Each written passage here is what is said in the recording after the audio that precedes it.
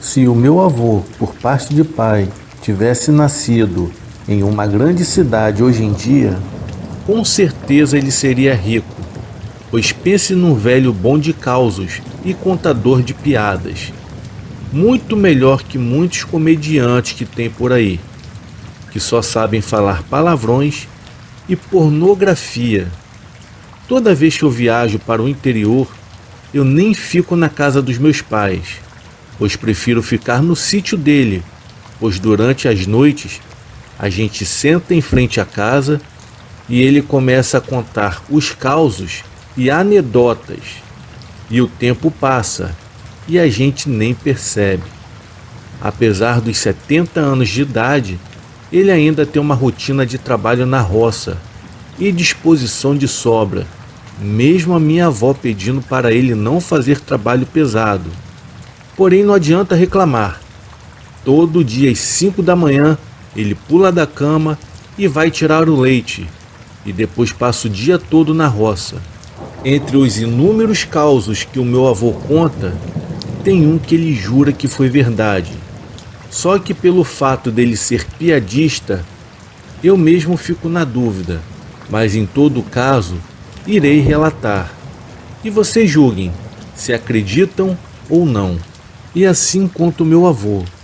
No ano de 72, eu morava lá em Canidezinho, que era um município de Iracema.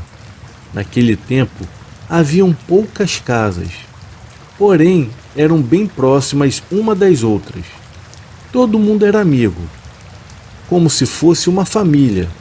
Quem não era parente era compadre ou comadre. Pois bem teve um dia que a dona Baia, a mãe do compadre Chico, que já andava adoentada, acabou adoecendo de vez e não teve jeito. O povo correu logo e botou a vela na mão, e quando foi umas 4 horas da tarde, ela acabou descansando. Naquele tempo, eram os familiares e amigos que cuidavam do velório e do sepultamento também.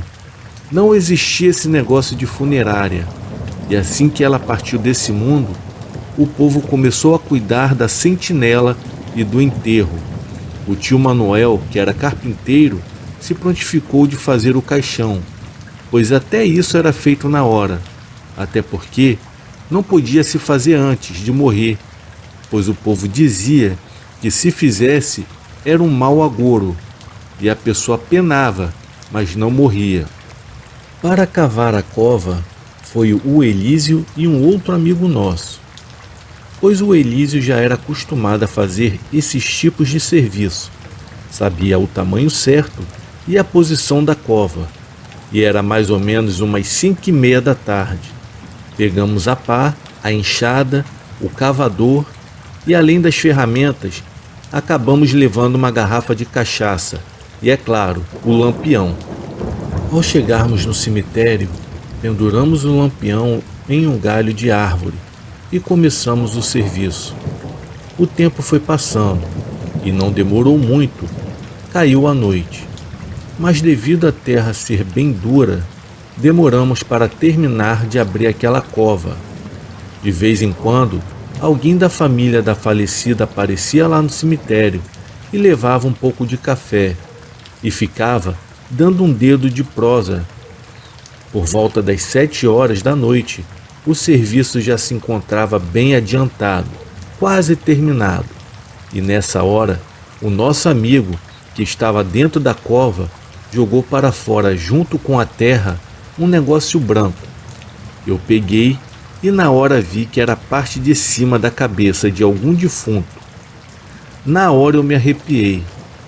E o correto era deixar no lugar que a gente achou. Mas como ele estava bêbado, pegou o cucuruto e começou a brincar com aquilo. Na hora eu ainda falei: homem, tu deixa de coisa, é melhor respeitar. Ainda mais que você sempre faz esse tipo de serviço aqui no cemitério. Vai que o dono aparece para tu. E quem disse que ele atendeu o meu pedido? Muito pelo contrário. Ele me chamou de frouxo, além disso, lavou o osso com água e depois começou a tomar cachaça, como que se o cucuruto fosse um copo, e ainda ficou desdenhando do falecido. Do nada começou um vento gelado. Em seguida, apareceu um homem no portão do cemitério. Ele não disse nada, só ficou parado olhando para a gente. Depois veio andando e ficou parado embaixo da árvore, onde o lampião estava pendurado. Eu também já tinha tomado bastante cachaça, mas ainda estava consciente o suficiente para poder me arrepiar.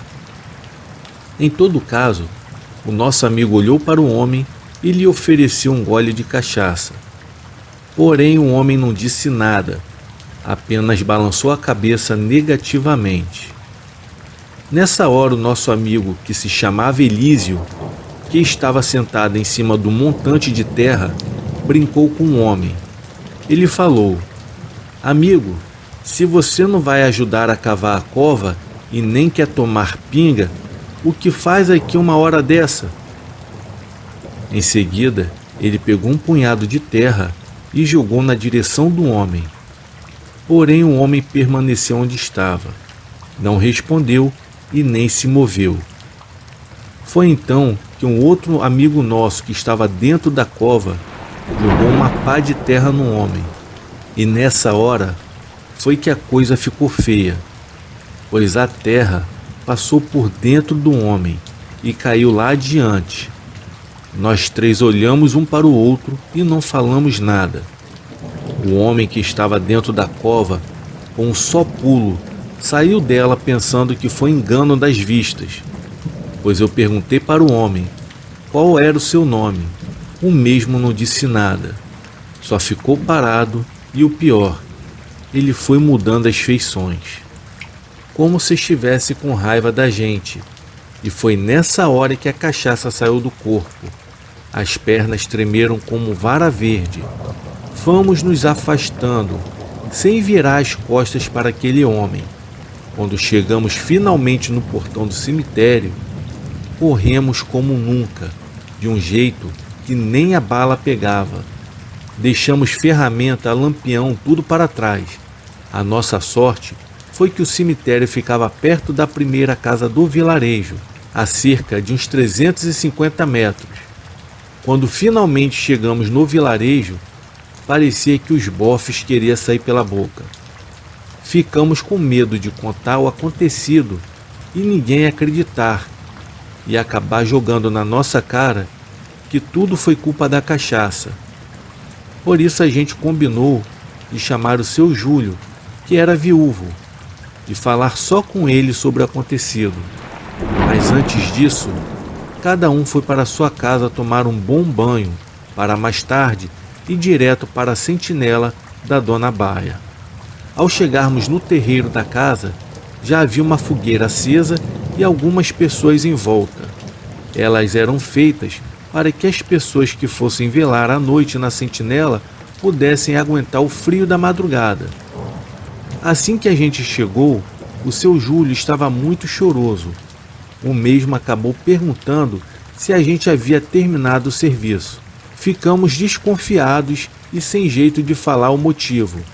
Então, achamos melhor chamarmos o seu Júlio para o fundo da casa e contamos sobre a tal assombração que havia aparecido no cemitério. E por isso, a gente saiu correndo de lá, mas a cova já estava pronta. Nisso, Dona Rochinha, que era benzedeira e entendia desses assuntos, escutou a conversa e pediu a palavra. Ela nos olhou bem nos olhos e nos perguntou: como era essa assombração que vocês viram? Eu, que era o mais sóbrio entre os três, comecei a descrever o que a gente havia visto. Falei que era um homem magro, alto, muito bem vestido, com um bigode bem fino e barba raspada. E o mesmo usava um chapéu. Nessa hora ela fez uma outra pergunta, que não teve como a gente mentir. Ela perguntou se a gente faltou com respeito dentro do cemitério. Eu falei a verdade, que havíamos achado um cucuruto enterrado e depois o nosso amigo lavou e ficamos tomando cachaça dentro dele. Pense em um sermão bem dado. Dona Rochinha tirou dos cachorros e botou na gente. Em todo caso, ela nos chamou para desfazer o mal feito. Na hora eu fiquei com cisma de encontrar aquele homem novamente.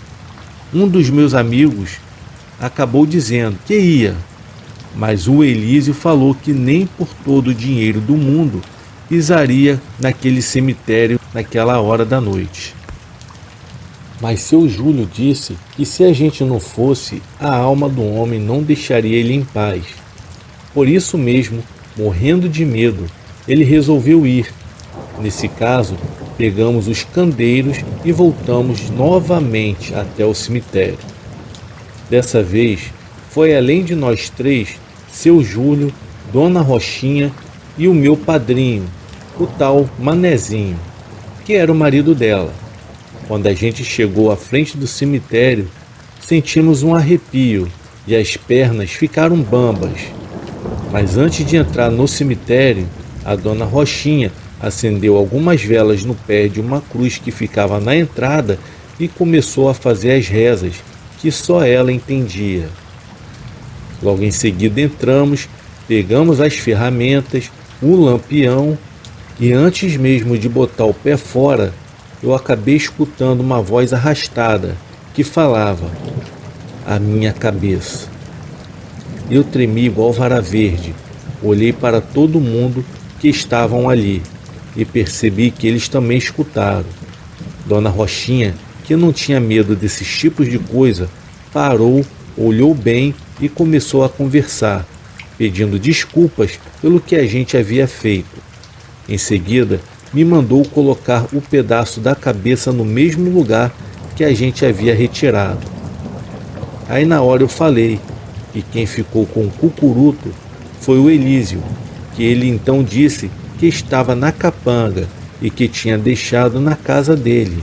Nessa hora começou um vento gelado que levantou poeira. Eu senti muita falta de ar na hora, mas o pior aconteceu com Elísio. Ele deu um grito e disse que alguém segurou a perna dele, pois sentiu uma mão gelada. A gente dessa vez não enxergou ninguém. Dona Rochinha rezou mais um pouco. Depois as coisas se acalmaram. Foi então que ela disse: "Vocês vão voltar, pegar o osso da cabeça e vão trazer de volta ainda essa noite. Se não fizer, ele não vai deixar vocês em paz. Isso é para vocês aprenderem a respeitar os mortos." A gente saiu de lá, mas ainda na estrada, Elísio cochichou comigo e disse que naquela noite ele não iria voltar de maneira nenhuma. A gente foi para a sentinela e quando foi mais ou menos meia-noite, muita gente havia saído de lá. Ficou só os familiares e os cachaceiros. Então veio surgindo da escuridão um mesmo homem que a gente havia visto no cemitério. Na hora, eu quase desmaiei de tanto medo. Elísio, que também estava lá no terreiro perto da fogueira, correu para dentro de casa e foi procurar a Dona Rochinha. Mas ela já havia ido embora para sua casa, que ficava em um sítio mais adiante. Então o homem não disse nada, só ficou olhando para a gente. E o pior era que só nós três conseguimos ver. E nessa hora, o meu corpo não tinha um só pelo que não tivesse arrepiado. E mesmo na beira do fogo, eu continuava sentindo frio. E depois disso, a gente foi andando para o cemitério sem falar nada, um do lado do outro. E quando olhamos para trás, o homem havia desaparecido. Ao chegarmos na estrada do cemitério, entramos os três, mas quando pisamos realmente lá dentro, começou uma risada que vinha de todo canto e uma ventania medonha que chegava a assobiar. E para piorar a situação, jogaram um punhado de terra na gente. O Elísio colocou o cucuruto no lugar, e quando eu olhei para ele, ele estava trupicando para fora do cemitério. Parecia que tinha alguém o empurrando. Naquela hora, eu comecei a rezar e saí correndo. E quando estávamos na estrada, o Elísio nos disse que uma mão gelada pegou ele pelo cangote quando estávamos dentro do cemitério. No outro dia, no sepultamento da Dona Baia, eu não tive coragem de entrar no cemitério, mas levei um pote de velas. Eu as acendi no pé do cruzeiro, rezei pedindo a Deus que desse um bom descanso para todos os que estavam ali enterrados, e também pedi desculpas pelo nosso mal feito. Graças a Deus, aquele espírito nos deixou em paz, mas serviu de lição. E hoje, toda vez que eu entro em qualquer cemitério, eu rezo antes, pedindo permissão, pois mesmo sem haver gente lá dentro, há moradores e os mortos merecem respeito. Essa foi uma das histórias no qual o meu avô diz ter vivenciado. Além dessa, ele conta outras várias histórias que em outra oportunidade enviarei para vocês. Até lá e tenham uma boa noite.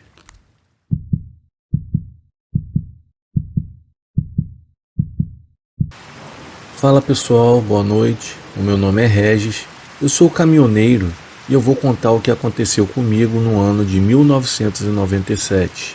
Era o mês de agosto, fazia muito frio em São Paulo. Nessa época, eu trabalhava numa empresa de transportes no bairro dos Remédios, na Grande São Paulo. Essa empresa era matriz e nós transportávamos para a filial no Rio de Janeiro. Eu trabalhava no período da noite e rodava durante toda a madrugada. Em uma dessas noites de trabalho, antes de seguir pela rodovia, eu acabei parando em um posto para tomar um café e comer um lanche. Isso era por volta das 11h50 da noite. Terminando o café, embarquei no caminhão e liguei o rádio. Em seguida eu parti. Já na rodovia, lembro-me que estava tocando uma música do Chitãozinho Chororó. Era uma noite bem tranquila. A estrada estava praticamente vazia. Foi então que algo realmente perturbador começou do nada. Um chiado bem alto no meu rádio. E aí, do nada ele ficou mudo. Sabe, eu nunca fui religioso, mas sempre carreguei um terço no para-brisa. Naquele momento, até fiz o sinal da cruz. Toquei no terço, respirei fundo e segui pela estrada em silêncio rumo ao Rio de Janeiro. Já estava de madrugada, pois uma brisa gelada que estava entrando por uma fresta estava me mantendo em alerta. Foi então que, ao olhar pelo retrovisor, eu percebi um carro em alta velocidade tentando se aproximar. Eu fiquei em alerta, pois não era incomum assaltos na estrada. Olhei novamente e vi que ele ficou emparelhado comigo, lado a lado com o caminhão. Só havia nós dois na estrada, e aquilo acabou me deixando muito preocupado. Seja lá quem era, não desgrudava do meu caminhão. Percebi de relance que o modelo do carro parecia ser um Vectra na cor verde escuro, mas isso não era nada, pois a partir desse momento o meu inferno havia acabado de começar. Mantendo a atenção na estrada, mas sempre de olho no carro que andava junto comigo, percebi que o veículo havia acendido a luz interna, pois isso me chamou muita atenção. Então eu me ajeitei no banco do caminhão para tentar ver dentro do veículo. Foi nesse momento que eu olhei em direção ao banco do motorista e vi a coisa mais horrenda desse planeta. Eu percebi que as suas unhas eram grandes e deformadas. Seja lá o que era aquela porcaria que estava dentro daquele carro, tinha sua pele completamente enegrecida. Parecia até que era uma pele queimada, pois eu fiquei muito nervoso e assustado. Ainda tentando me manter atento à estrada, firmei o olhar em direção ao carro e, de repente, aquele motorista se virou e fixou seu olhar em mim. Ficamos nos encarando por alguns segundos, pois um pavor tomou conta do meu coração. Um gelo subiu pela minha espinha. Eu nunca senti algo assim antes. Foi então que caiu a ficha, que aquilo ali não era humano. Para mim, era o próprio demônio. Aquela coisa estava com um sorriso macabro. Os seus dentes eram grandes e pontiagudos. Era uma visão aterradora.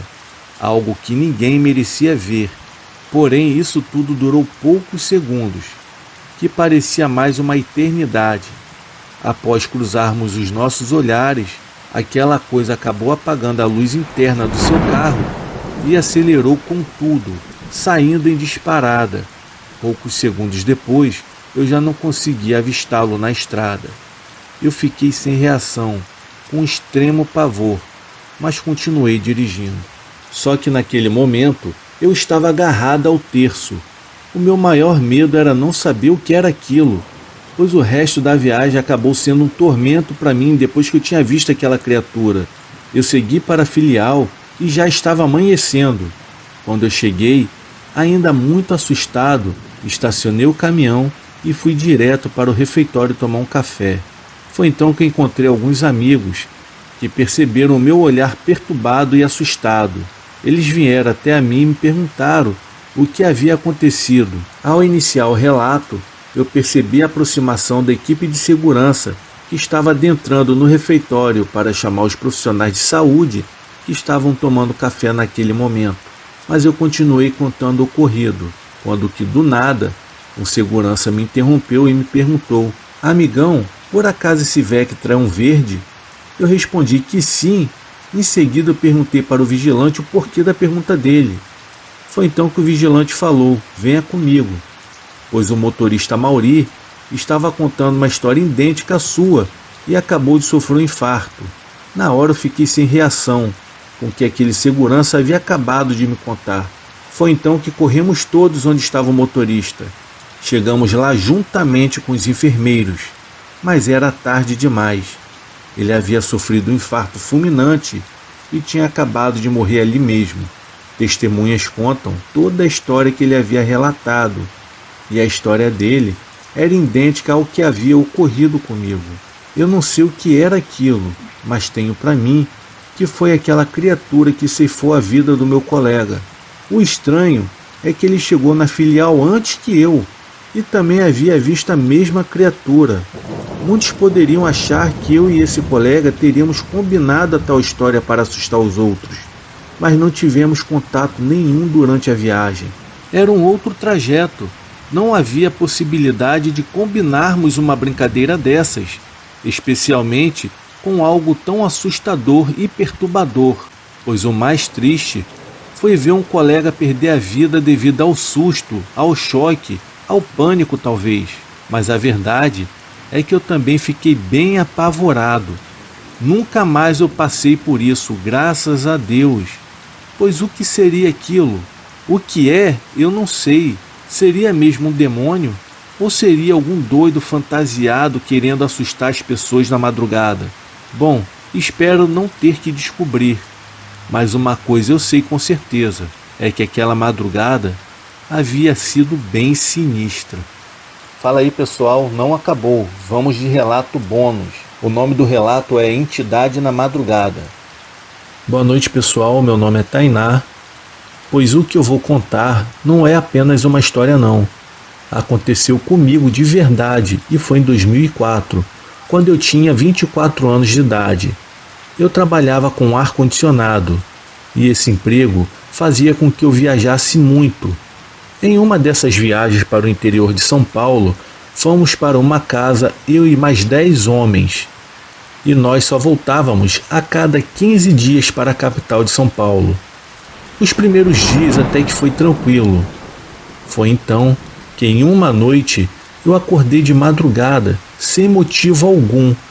E quando eu olhei para a porta do quarto, eu vi um vulto preto bem alto que correu. Nessa noite eu confesso que eu não dormi direito. Foi aí que no dia seguinte a mesma coisa havia acontecido. Já eram 2 noites sem dormir direito, até que na terceira noite foi ainda pior. Eu dormia num triliche, na parte de cima, na última parte. O nosso quarto era muito escuro. Eu já estava 2 dias praticamente sem dormir. Foi então que, por causa do meu cansaço, eu acabei pegando no sono. Mas de repente eu fui acordado no meio da madrugada, sentindo uma presença no quarto. Quando eu olhei para o lado da cama, eu vi um vulto muito alto e muito negro, ao ponto de se destacar na escuridão. Eu não pensei duas vezes, eu pulei no meio do quarto e a partir daí eu não me lembro de mais nada, pois eu dormia com 5 homens no mesmo quarto e eles disseram que eu gritava aterrorizada, que em seguida eu comecei a quebrar todos os móveis do quarto. Eu não estava em mim não, eles tentaram me segurar, mas ninguém conseguia, eu estava com muita força. Foi então que o meu encarregado entrou no quarto, acendeu as luzes e chamou pelo meu nome. Foi aí que eu voltei a si. Eu estava com as minhas mãos cheias de sangue. Quando eu olhei para o lado, eu vi que os meus amigos estavam todos olhando para mim e bem assustados. Eu fiquei sem graça. Eu fiquei muito sem graça com toda aquela situação.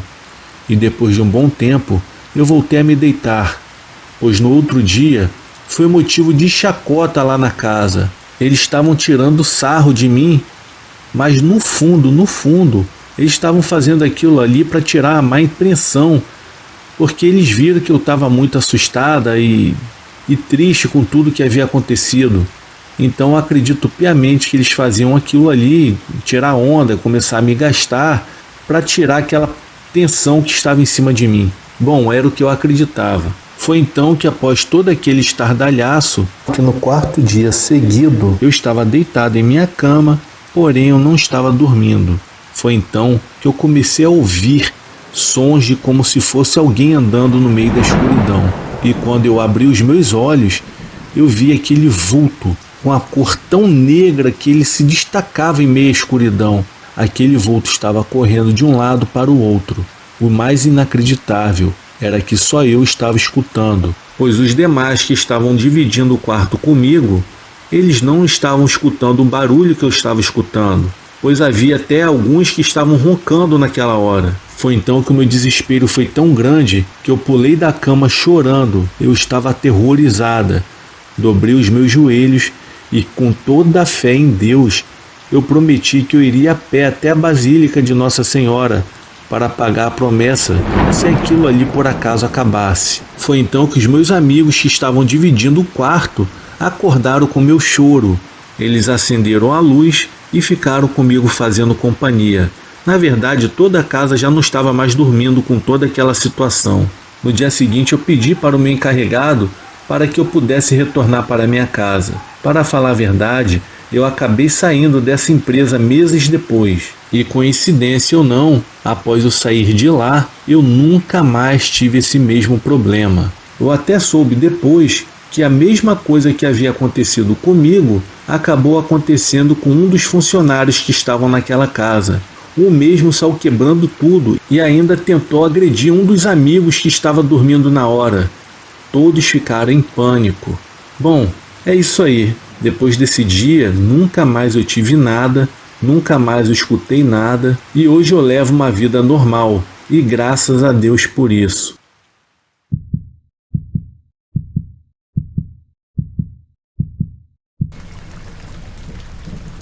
Boa noite. O meu nome é Gabriel. Hoje eu tenho 30 anos. Eu sou do interior de Minas Gerais. O relato que eu irei contar é algo bem bizarro, que só depois de mais velho eu fui ter a dimensão do que se tratava. Eu morava em uma casa bem humilde, com os meus pais e um irmão 5 anos mais velho do que eu. Era o início dos anos 2000. O local onde morávamos era uma rua de terra batida, que quando ventava, a minha mãe corria para fechar as janelas pela quantidade de poeira que entrava para dentro de nossa casa. A minha mãe não via a hora de mudar de local para morar, pois a casa sempre ficava empoeirada, por mais que a minha mãe limpava. Ao contrário da minha mãe, eu adorava morar na localidade, até mesmo porque havia uma casa fechada por anos. Esta casa ficava em um local bem afastado das outras casas. O local era bem deserto, para se falar a verdade, e isso me chamava bastante atenção, pois eu me sentia livre e ao mesmo tempo me dava uma sensação de descoberta, algo que só depois de velho eu fui ver que muitas crianças gostam destas coisas, de descobrir algo de novo. Esta casa foi o meu refúgio, era o meu segredo. Nem o meu irmão sabia que eu frequentava a tal casa. Eu amava estar naquele local. Muitas das vezes eu voltava ao entardecer e a minha mãe ficava me indagando onde eu estava, pois nem o meu irmão sabia dos meus paradeiros, e muitas das vezes o mesmo sofria as consequências por ser mais velho, tanto da minha mãe quanto do meu pai. Eles colocavam essa responsabilidade de me vigiar, e muitas das vezes, e com razão, o meu irmão brigava comigo por eu não avisá-lo para onde eu ia, e isso muitas das vezes me rendia uns puxões de orelha. Porém, o meu segredo continuava comigo. Eu não abria mão de dividir com ninguém esse meu tal segredo. Certa vez, em um final de semana, eu acordei bem cedo e corri para tal casa abandonada. Eu não sabia o que tinha de tão especial, mas algo me prendia ali, naquele local. Eu me sentia muito bem, eu me sentia feliz. Era uma felicidade que não tinha explicação. No local havia uma cama velha, no qual eu tinha colocado um lençol que eu tinha pegado escondido da minha mãe, para eu poder me deitar e ficar ali por horas. Foi neste dia que tudo mudou. Assim que eu acabei de forrar aquela velha cama com um lençol que eu peguei escondido da minha mãe, eu me deitei e com pouco tempo eu acabei adormecendo, como de costume. Foi quando que do nada eu acabei ouvindo um barulho ao lado da minha cama. Eu me despertei, ainda meio que sonolento. Foi quando eu me deparei com um garoto que tinha mais ou menos a minha idade. Fiquei surpreso, pois acreditava eu que ninguém me encontraria ali. O menino tinha uma aparência esquisita. A sua pele era bem pálida, com os olhos negros. Eu achei bem esquisito no início, porém, por eu ser uma criança na época, eu não tinha maldade com aquela situação. Eu perguntei a ele o seu nome. Ele me respondeu com um sorriso em seu canto de boca. O meu nome? O meu nome é Jorge. Em seguida, ele me perguntou: E você, Gabriel, o que faz aqui, tão distante de sua casa? Isso pode ser perigoso para você, você não acha? Ele me indagou, me olhando com um olhar bem estranho, que na hora me deixou bem assustado. Em seguida, eu o perguntei de onde ele era e como ele sabia o meu nome e como ele sabia que eu morava tão longe. O garoto Jorge apenas riu e me disse que só iria me contar se eu virasse o seu amigo. Lógico que eu aceitei na hora. Eu era apenas uma criança e estava pouco me lixando para os detalhes. Brincamos durante todo o dia. E quando eu percebi, já era tarde. Me despedi do meu novo amigo e falei para ele que amanhã eu estaria cedo no mesmo local. O Jorge me olhou com aquele olhar bem diferente e me disse que iria me encontrar no mesmo horário. Eu lembro de ter ficado super feliz, pois eu tinha feito um novo amigo. Quando eu cheguei em casa, a minha mãe me indagou, querendo saber por onde eu andava, pois ela ficava preocupada comigo, pois eu saía sem falar. Eu não lembro da desculpa, porém neste dia não fui colocado de castigo e dei graças a Deus. No dia seguinte, acordei cedo e fui me encontrar com meu misterioso amigo. Isto era por volta das 8 horas da manhã. Chegando na tal casa, o Jorge não havia chegado. Então, eu me deitei na velha cama para o esperar. e com o passar do tempo eu acabei adormecendo. Foi quando eu acordei com um barulho e ao abrir os meus olhos, ali estava Jorge, parado em pé na minha frente, se repetindo como no dia anterior, pois desta vez o seu semblante era bem sério. Levantei da minha cama e perguntei a ele o porquê da demora. O mesmo me contou que teve que fazer umas tarefas antes. Eu não o questionei. O que eu queria mesmo era brincar. Passamos todo o dia juntos. O Jorge era bem legal. As horas se passaram voando e quando eu fui perceber, já era ao entardecer. Então eu tinha que correr para minha casa, pois os meus pais poderiam brigar comigo. Me despedi do Jorge e fui embora. Passaram-se dias e a minha amizade com o estranho Jorge continuou. O que eu comecei a achar estranho eram certos comportamentos do mesmo, que começou a me levar para brincar em certos lugares, no qual começou a me deixar com certo medo. Um destes lugares era um antigo cemitério desativado. Certa vez, o Jorge me pediu para eu o encontrar tarde da noite na casa abandonada, e segundo ele, era algo muito importante, e que eu, sendo seu melhor amigo, ele poderia contar comigo para esta nova aventura. Eu não gostei muito da ideia, até mesmo se os meus pais não me vissem na cama à noite, eu poderia levar uma coça daquelas, e com certeza o meu castigo seria quase que uma perpétua. Pensei um pouco, porém acabei aceitando correr este risco. Marcamos para a próxima noite, durante a semana, já que os meus pais dormiam cedo.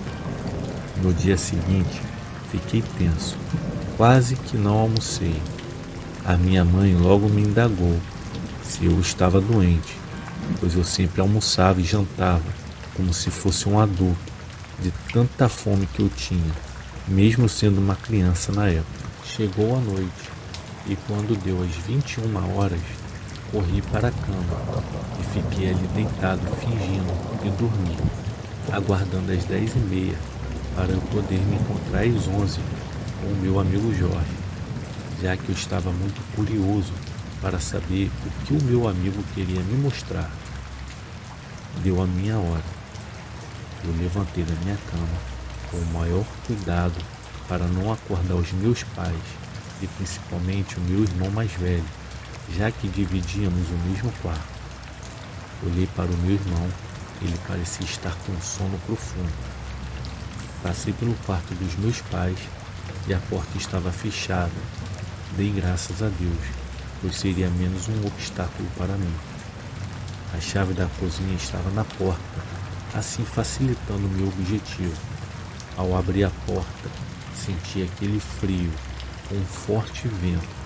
O mesmo assobiava, me dando um medo de ir ao encontro do meu amigo Jorge. Chegando no local, com muito medo e frio, meu amigo não tinha chegado. Fiquei por pouco tempo esperando-o, até decidir voltar para minha casa. Foi quando, do nada, o Jorge apareceu e me disse: "Oi, Gabriel, você achou que eu não iria aparecer?" O Jorge estava bem sério, os seus olhos estavam arregalados. Eu estava ficando assustado. O Jorge me pediu para eu o acompanhar. Eu não titubeei e assim o fiz.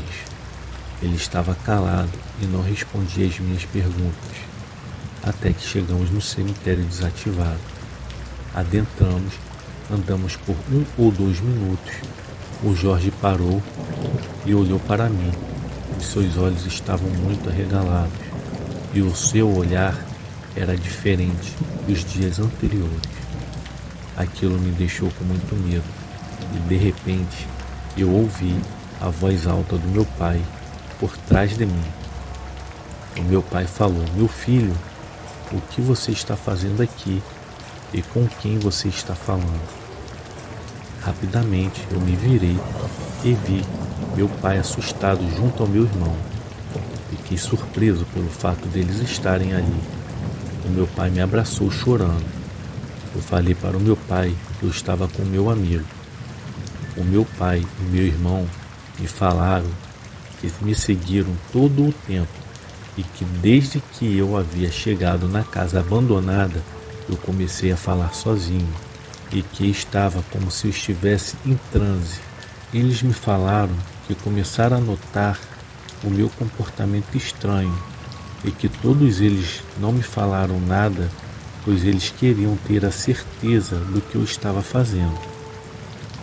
Foi quando meu irmão ouviu o barulho da porta da cozinha se abrir e, ao perceber que eu não estava na cama, o mesmo correu para chamar o meu pai para ir atrás de mim.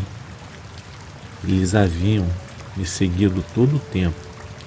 Depois de toda a nossa conversa, o meu pai me falou que a casa era de uma família, no qual o casal que morava nela acabou abandonando tudo, pois o único filho deles havia caído da árvore e que na queda o mesmo havia quebrado o pescoço. Isso foi quando meu pai ainda era uma criança. Em seguida, o meu pai me levou para o cemitério, no qual eu tinha ido com o Jorge. E chegando lá, fomos até o local onde nós tínhamos parado. Procuramos pelo nome de Jorge. Haviam muitas lápides destruídas, seja pela ação do tempo ou por vândalos daquela região. E para a surpresa de todos, o meu pai acabou encontrando uma lápide antiga com o nome de Jorge F. dos Santos e que havia uma gravura no mármore com uma foto replicada e que o Jorge da foto era de fato o mesmo Jorge que eu tinha tal amizade. Tudo aquilo foi muito confuso para mim por anos, até a minha adolescência. Hoje, com os meus 30 anos de idade, eu já consigo compreender o porquê que eu via aquele espírito que se materializava apenas para mim. Só não tenho certeza do motivo dele me levar para aquele cemitério abandonado. Há alguns anos eu me tornei um espírita. Recebo visitas de espíritos que se desencarnaram e que os mesmos me pedem para eu dar recados aos seus parentes próximos aqui nesta terra. Hoje, tudo faz sentido para mim. Vivemos de passagem e que a verdadeira vida vem logo após a nossa morte.